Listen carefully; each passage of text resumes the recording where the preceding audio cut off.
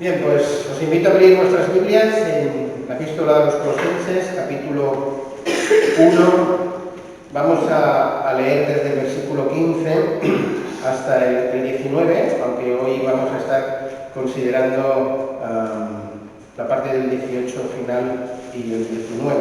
Pero para situarnos, leemos desde el versículo 15. Dice así: Él, refiriéndose a Cristo, Él es la imagen del Dios invisible, el primogénito de toda creación, porque en Él fueron creadas todas las cosas, las que hay en los cielos y las que hay en la tierra, visibles e invisibles, sean tronos, sean dominios, sean principados, sean potestades, todo fue creado por medio de Él y para Él. Y Él es antes de todas las cosas, y todas las cosas en Él subsisten. Y Él es la cabeza del cuerpo, que es la Iglesia, el que es el primogénito de entre los muertos, para que en todo tenga preeminencia, por cuanto agradó al Padre que en Él habitase toda plenitud. Este pasaje nos enseña que Jesús es preeminente en todo, y la razón de fondo para que Jesús sea preeminente en todo es que Él es Dios. Y empieza y acaba nuestro pasaje resaltando la deidad de Dios. Y eso hace que Él sea digno, por tanto, de ser adorado. Es preeminente incluso, como vimos la semana pasada, en la resurrección. Cristo es el primero en resucitar para no volver a morir. Eso es lo que enfatizamos la semana pasada. Es el primero en vencer el poder de la muerte de forma definitiva. Bien, lo que ese pasaje no dice, al menos de una forma directa, es ¿quién resucitó a Jesús? Y esta pregunta se la formulan muchos creyentes de una forma lícita. ¿Quién resucita a Jesús? ¿Se resucitó a sí mismo? ¿Lo resucitó Dios Padre? ¿O acaso lo hizo Dios el Espíritu Santo? ¿Quién resucitó a Jesús? Bien, la pregunta y la respuesta la encontramos únicamente en la palabra de Dios, no podemos ir a buscar a otro lugar. Veamos qué dice la Escritura. Hay momentos que parece que la Escritura puede decir o apuntar a que Jesús fue el que se resucitó a sí mismo, o que podría hacerlo. Incluso hay un versículo que dice que lo hizo el Espíritu Santo. Después hay una innumerable selección de versículos que dice que es Dios Padre. Vamos por partes. Jesús dijo de sí mismo en una ocasión, en el Evangelio de Juan, capítulo 2, versículo 19, lo siguiente. Jesús respondió y les dijo: destruid este templo y en 3 días lo levantaré. Sabemos que estaba haciendo referencia a su propia persona en la resurrección. ¿Bien? Y él dice que él lo levantará. Aún es más claro la siguiente declaración de Jesús en el mismo Evangelio de Juan, en el capítulo 10 y en el versículo 18, cuando dice: nadie me quita la vida, sino que yo la doy de mi propia voluntad. Tengo autoridad para darla y tengo autoridad para tomarla. De nuevo, este mandamiento recibí de mi Padre. Bien, dice que tiene autoridad, no que la vaya a ejercer para hacerlo, pero que la tiene. Nos encontramos con un texto que de forma clara dice que el Espíritu Santo resucita a Jesús. Romanos 8:11 dice así: pero si el Espíritu de aquel que resucitó a Jesús de entre los muertos habita en vosotros, ¿cuál es el que habita en nosotros? El Espíritu Santo, está claro. El mismo que resucitó a Cristo Jesús de entre los muertos también da la vida a vuestros cuerpos mortales por medio de su Espíritu que habita en vosotros. ¿Está claro? Después la Biblia dice con claridad en Hechos 2:24: a quien Dios resucitó, está hablando de Dios Padre, poniendo fin a la agonía de la muerte, puesto que no era posible que él quedara bajo el designio de ellos.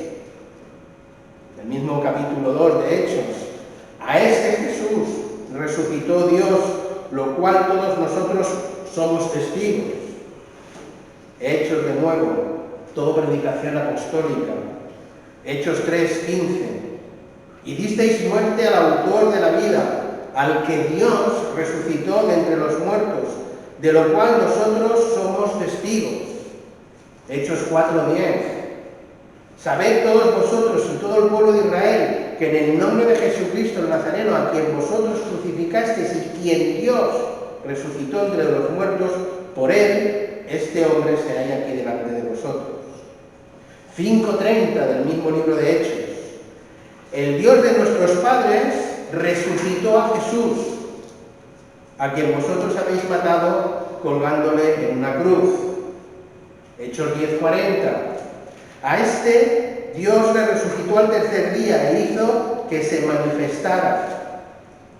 Hechos 13:30 y 33 y 37 dice el mismo texto. Pero Dios lo levantó de entre los muertos. Y podría seguir con Hechos, pero ya paro de Hechos. Romanos 4:24 dice, sino también por nosotros a quienes será contada como los que creen en aquel que levantó de los muertos a nuestro Señor Jesús, el cual fue entregado por causa de nuestras transgresiones y resucitado para nuestra santificación.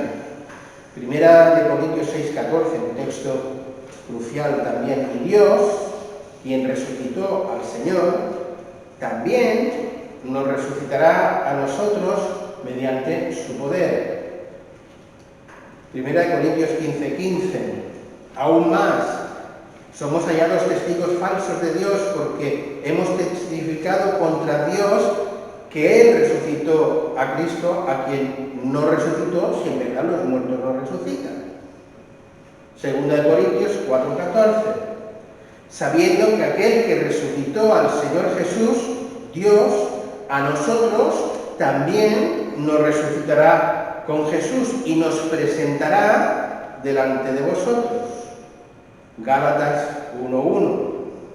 Dice, por medio de Jesucristo y de Dios el Padre, que le resucitó de entre los muertos.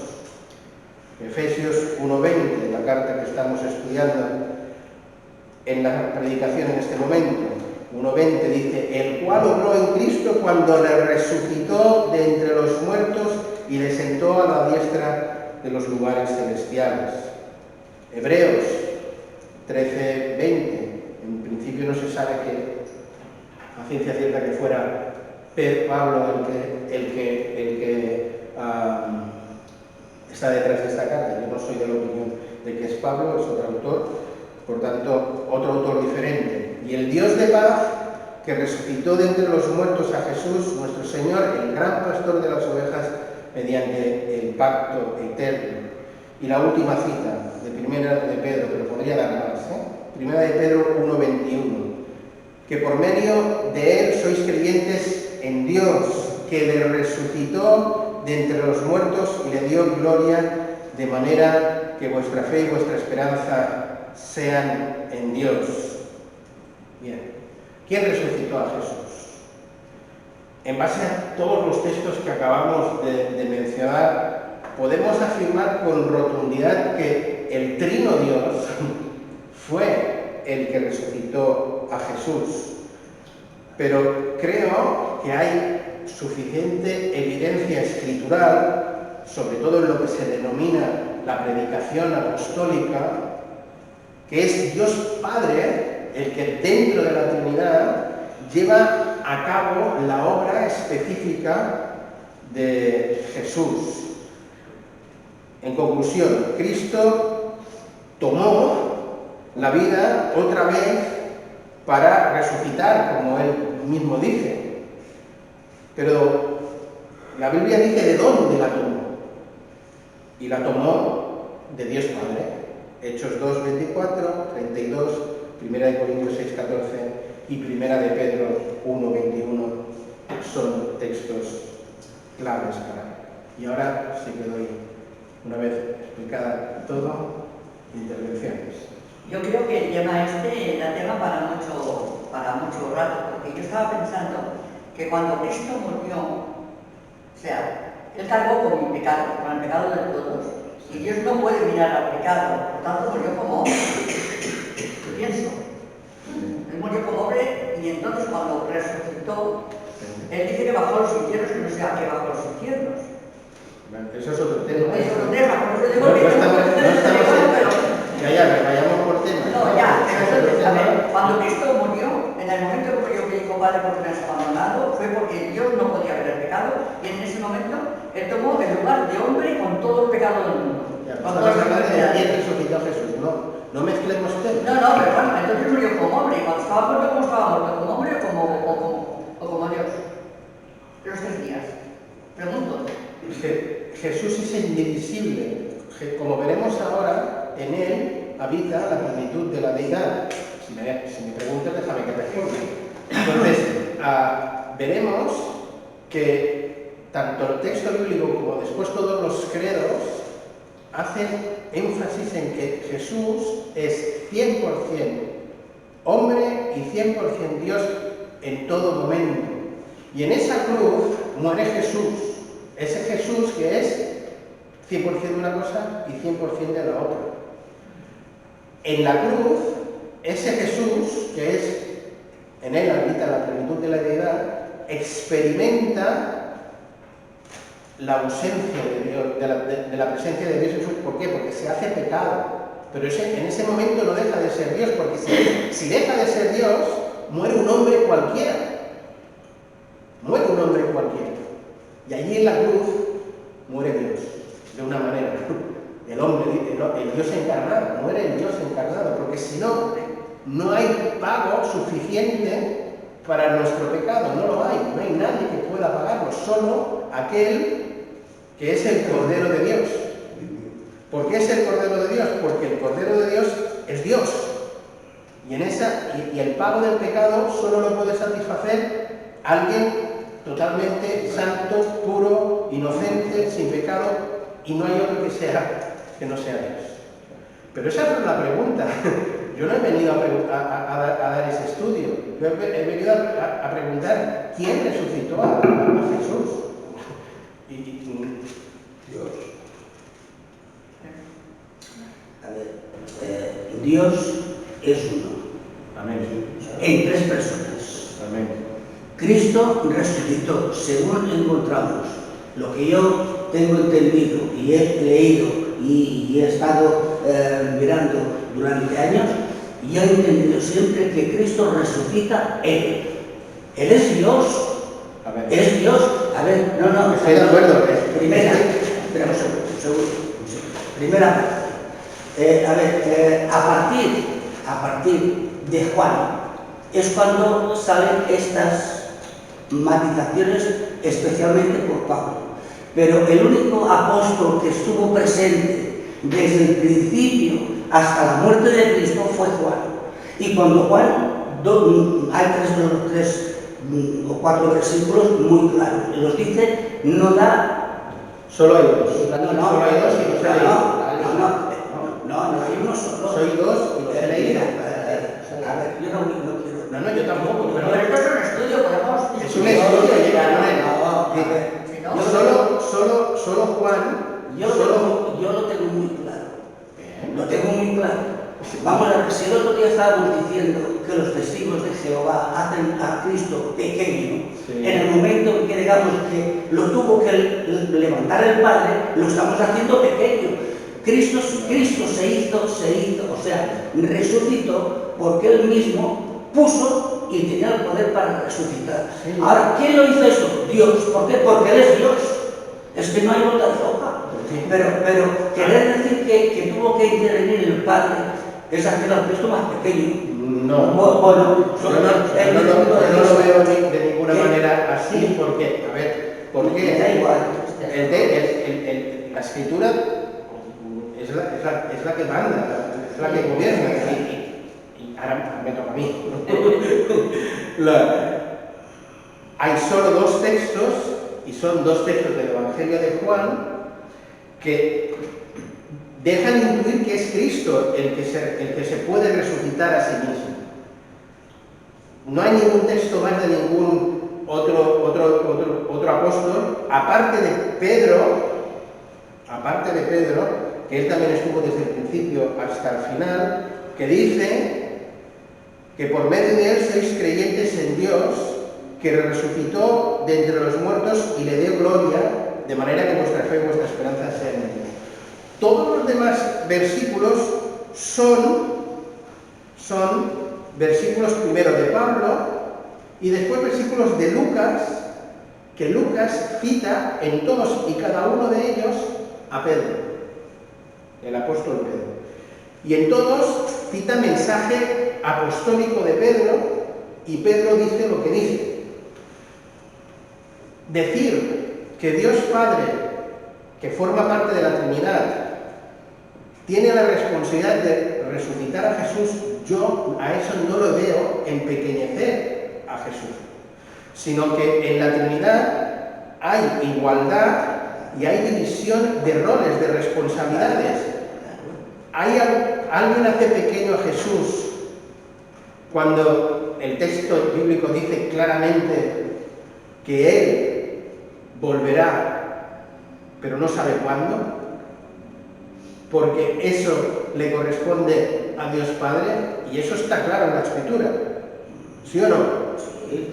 Y eso no empequeñece a Dios Hijo, sino que cada parte de la Trinidad, ¿no?, tiene sus roles, tiene sus funciones, y eso no empequeñece el uno al otro. Y la función de Jesús en la salvación era morir. Y la función del Padre era resucitar. Así es como yo lo entiendo en base a la cantidad de textos que os acabo de leer. Si no lo veis así, pues, como dice Pablo, que el Señor nos dé a todos sabiduría y andemos en paz. Una pregunta que igual a lo mejor no tiene nada que ver, pero a mí me está viniendo a la cabeza. Cuando la transfiguración de Jesús y el que estaban sobre los señoríos transfigurados, ¿fue el mismo que se transfiguró o fue el Padre que lo transfiguró? Según el texto fue el Padre. Pero, a ver, es que es Dios, el Trino, yo siempre ya he dicho, que es el Trino Dios el que resucita a Jesús, pero entiendo que dentro de esa función es Dios Padre el que lo resucita. A ver, ¿quién inspira la palabra? El Espíritu. No, pero nosotros decimos Dios, que la palabra es inspirada por Dios. Pero la Escritura se empeña una y otra vez en esa responsabilidad de inspirar a los autores bíblicos, la hace Dios Espíritu Santo. Eso no empequeñece para nada a Dios Padre ni a Dios Hijo. Sigue siendo Dios el que ha inspirado la palabra. Es palabra de Dios, decimos. Pero el que obra el milagro de la inspiración, la Biblia dice una y otra vez, es Dios el Espíritu Santo. Entonces, dentro de la Trinidad hay diferentes roles, lo cual no hace que uno sea más grande ni más pequeño, porque si decimos que entonces nos cargamos la Trinidad. Sí. Entonces, bien, esa es la explicación, no tengo más, y es mi posición, que como dices, estaba intentando buscar ese texto que dice Pablo, a ver si lo encuentro. Pero ya dije en el principio que era Dios y el verbo era Dios y el Espíritu de Dios se movía sobre la faz de la tierra, o sea que estaba Dios en tres personas. Sí. Romanos 8:11, supongo que es el que buscas, ¿no? No, Romanos 8:11 es el que dice que es el Espíritu Santo, y ahí un versículo en el que Pablo nos dice,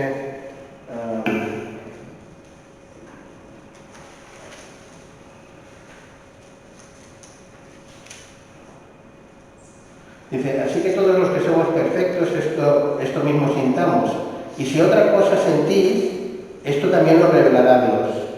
Es decir, Pablo está diciendo, oye, así es como yo lo veo, como yo veo la plenitud de la vida cristiana, y dice, y todos los que somos perfectos, está hablando de maduros, ¿no? Esto mismo sintamos, y si otra cosa sentís, pues a eso también lo revelará Dios, que no estamos yo no tengo debatiendo ningún quebrante de cabeza, ¿no? Yo lo entiendo perfectamente bien y entiendo que Cristo dice, yo soy la resurrección y la vida, yo como persona, como Dios, vaya, Él. Entonces, Él se resucitó. ¿Por qué? Porque es Dios, y Dios, el trato como Padre, como Hijo, como Espíritu Santo, o como los tres, resucita. No tengo ningún problema. Dicho está. Pero que se excluya a Cristo, que se diga, no, a Cristo lo resucitó el Padre. A ver, yo no estoy excluyendo, yo puedo respetar tu posición y no digo que no tenga base bíblica, pero lo que estoy diciendo yo creo que tiene mucha base escritural, muchos versículos, ¿no? Un gran peso escritural creo que tiene, y que esa posición no empequeñece a Jesús para nada. Puedo decir que vale, que Jesús se resucitó a sí mismo, yo no tengo ningún problema con eso, pero lo que no puedo aceptar es que yo diga que fue Dios Padre el que lo resucita, y eso empequeñece a Jesús, porque eso no es lo que yo digo, ni eso es lo que dice la Biblia cuando dice que Dios Padre resucitó a Jesús, y lo dice, creo que lo he leído hasta 30 veces como mínimo, y hay más versículos todavía. Pero lo que pasa es que yo creo que no importa tanto la cantidad, o sea, si lo dice un versículo solo es suficiente. Entonces, hay diferentes versículos que dicen diferentes personas, hombre. Entonces, claro, ¿por qué? Porque Jesús lo dice 2 veces y el Padre lo dice 20, vale más eso, ¿no? Entonces, hombre, no, porque se nos está diciendo de verdad que entonces los otros dos no son verdad. No es que no sean verdad, es que no se contradicen. Toca esos dos, si quieres, toda la Biblia es verdad. Sí. Entonces, si te cogen a esos dos, ya es Jesús. Si te coges a los otros, es Dios. Dios Padre, porque sigue siendo Sí, Dios. no, siempre es Dios, claro. Siempre es Dios. Pero Dios Padre. Si te coges a los otros dos, es Dios Hijo. Cualquiera vale. Pues tenéis aquí dos posiciones diferentes, escogéis cuál de las dos os satisface más y ya está. No La hay... satisfacción es que fue la Trinidad y ya está. El Dios Trino es el que resucita a Jesús. El señor Calveto opta más por la posición de que Jesús se resucita a sí mismo, bien, y yo opto por la posición de que es el Padre que lo resucita, bien también. Y no creo que ninguna vaya en contra de la verdad revelada por Dios. Entonces, no pone ningún momento en que Dios Hijo se resucita solo. Directamente no lo dice ningún Dios momento. Padre. Directamente no lo dice. Dice que él tiene autoridad para hacerlo. Sí, estamos de acuerdo, pero yo creo que estamos entrando en polémica. Bien, pues ya está. Han quedado las dos posiciones claras y ya está. No hay más. Se han dejado las dos posiciones sobre la mesa y se ha intentado responder a la pregunta que se me lanzó. Pues se me lanzó esa pregunta y yo la he intentado responder lo mejor que he sabido. Entonces, dicho eso, entramos en el versículo 19. En el versículo 18 se nos daba ese título, nuevo título del último o penúltimo, de que Cristo es la cabeza de la Iglesia, que lo une con Cristo es el primogénito de los muertos, el que vuelve, el primero en volver a morir y a vivir para no resucitar nunca más y vencer el poder de la muerte, que para eso bajó a los infiernos, para vencer el poder de la muerte. Y el versículo 19 dice: por cuanto agradó al Padre que en él habitase toda plenitud. Esta es una frase muy parecida al que volverá a aparecer en el capítulo 2, versículo 9 de Colosenses 2:9, cuando dice: porque en él, está hablando de Cristo, habita corporalmente toda la plenitud de la vida. El énfasis de 2:9 es que el hecho de la plenitud de la deidad recae de forma corporal en la persona de Jesús. Lo que Pablo está enseñando es que Jesús es Dios en el sentido pleno y absoluto.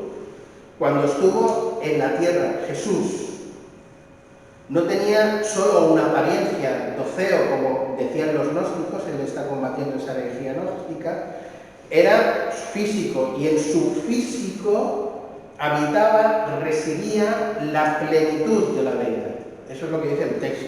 Y aquí, como digo, que las confesiones más antiguas afirman que Jesús es 100% hombre y 100% Dios, y esto ha llegado hasta nuestros días, en nuestro credo. En nuestro versículo, el de 1:19, se afirma que en Cristo reside toda la plenitud, para poder afirmar que Cristo es la cabeza de la Iglesia, es el Salvador del mundo, es el primero en resucitar, es la imagen de Dios, para poner sello a esta cuestión.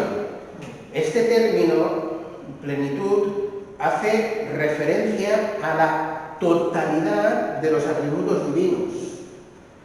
El énfasis en que la plenitud de la deidad habita en Jesús era necesario dejarlo muy claro a cuestión del gnosticismo, de que enseñaba que la plenitud para salvar residía en la plenitud del conocimiento que ellos decían tener.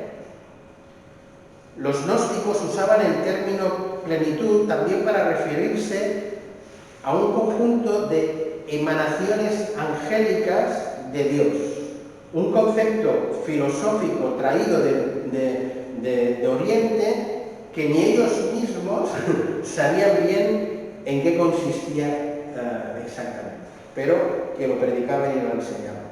Pablo, inspirado por el Espíritu Santo, afirma que la plenitud solo habita en Jesús, no en ángeles, no en conocimientos, solo en Jesús. Habitar, el término habitar, implica morada permanente, de forma permanente. Esto es, pues que en Jesús corporalmente habitaron perpetuamente y permanentemente los atributos de Dios. Pablo afirma que gracias a eso es que Jesús puede salvar, y Jesús es la cabeza de la Iglesia, y Jesús es la imagen del Dios invisible. Es muy interesante relacionar el pleuroma, la plenitud, con la kenosis, el vaciamiento de Efesios o de Filipenses 2:1. Estos dos términos, que en un principio podrían parecer contradictorios, los utiliza el mismo apóstol en dos contextos diferentes, por tanto con dos propósitos diferentes. Pero en un texto habla de la plenitud y en otro texto habla del vaciamiento. Filipenses 2. Cristo se humilló, se vació a sí mismo, la kenosis. Si juntamos estas dos enseñanzas, podemos entender, gracias al Espíritu Santo, que qué gran milagro se produce en el Dios encarnado, en cuando Dios se encarna en Jesús. Filipenses 2 enfatiza que Cristo se vació a sí mismo y se convirtió en siervo. Él se vació ¿de qué? De la gloria de Dios que tenía con el Padre. Pero Colosenses 1:19 nos enseña que Él no se vació de su deidad. En Él habita la plenitud de la deidad. Él se vació de la gloria, pero no de la plenitud de la deidad. Él, Jesús, fue en la tierra 100% hombre, 100% Dios. Eso es lo que enseña este versículo, que es el que da colofón, el que cierra a los argumentos a los argumentos que él ha estado dando para demostrar que Cristo es preeminente, que que no hay nadie como Él y que merece ser adorado.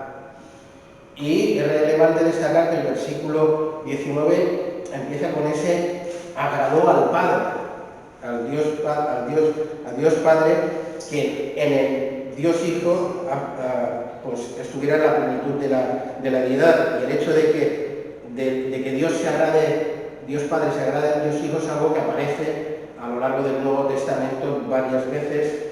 En los salmos mesiánicos aparece, Salmo 2, Salmo 8, y en el Evangelio de Mateo o en Juan, cuando dice que Dios tiene complacencia de su Hijo. Bien, yo creo que hasta aquí podemos llegar para poder tener tiempo de oración. En cuanto a la plenitud de la deidad, ¿alguna pregunta, alguna cuestión? ¿Os ha quedado claro el tema de la plenitud y por qué utiliza Pablo este término? ¿Sí? Bien, pues la semana que viene continuamos ya con el resto de la oración, que va hasta el 23, o de este cántico que se cantaba en la iglesia, cuando va a hablar del tema de la salvación, de cómo se reconcilian en Jesús todas las cosas. Y esto lo empezaremos a considerar Dios mediante en el estudio de la semana.